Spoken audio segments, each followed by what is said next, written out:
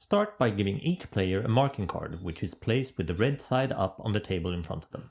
The dealer shuffles both decks together and deals out 7 cards to each player. The remaining cards are placed in the center of the table.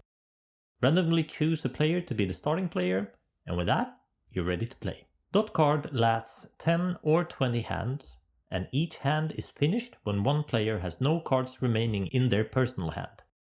The other players then add the total value of points on the cards here that they have left in their hand, and writes that on the scorecard. The winner of DotCard is the player with the lowest score at the end of the 10 or 20 hands. The starting playing begins. In turn order, every player starts by playing a starting card to begin building their path.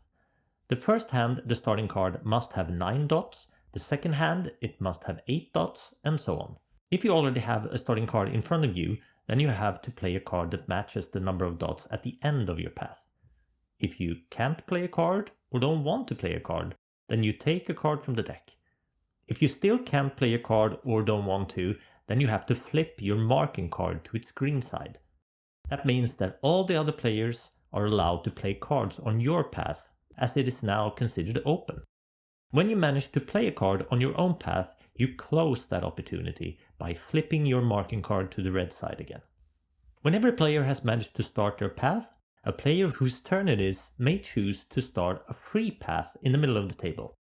Everyone is allowed to play on that path, but there may only be one free path per round. That means that on your turn, if you have the right amount of dots, you could play a card either to your own path, or the free path, or on other players' open paths. But you need to be aware of some special cards as well. This is a block card, and it may be placed on any path as long as it has the same amount of dots as the card it's placed on. A block card locks the game for all the players until someone can unblock it. A player unblocks it by placing a card with the same amount of dots as the block card on top of it. So if you can't or don't want to play a card, you draw a new card. And if you still can't or don't want to play a card, you open your path and then it's the next player's turn. On and on until someone unblocks the card and play continues as normal. The other special card is this bonus card. When you play it, you decide how many dots it has. If you want to, you can decide to write down how many dots were decided, but it doesn't affect scoring at all. A bonus card can never be used as a block card, but it is allowed to unblock with a bonus card. It's allowed to start and to finish a path with a block card or a bonus card as long as all other rules are obeyed. Remember that you never have to play a card if you don't want to. Just take a card from the deck and say pass. But before you play your second to last card, you have to loudly say dot.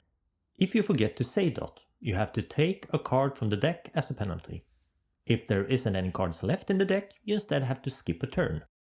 One hand or a round is over when someone plays their last card. Then all the other players count up the points on the card still in their hands and write it on the scoring pad. Bonus cards that are still on someone's hands reduces the score according to the value here. If no one can or wants to play a card and then the deck runs out, then everyone will count up their points and write it on the scoring pad. Keep playing until you've reached 10 or 20 hands. The player with the least amount of points wins. Now you know all the rules to play DotCard.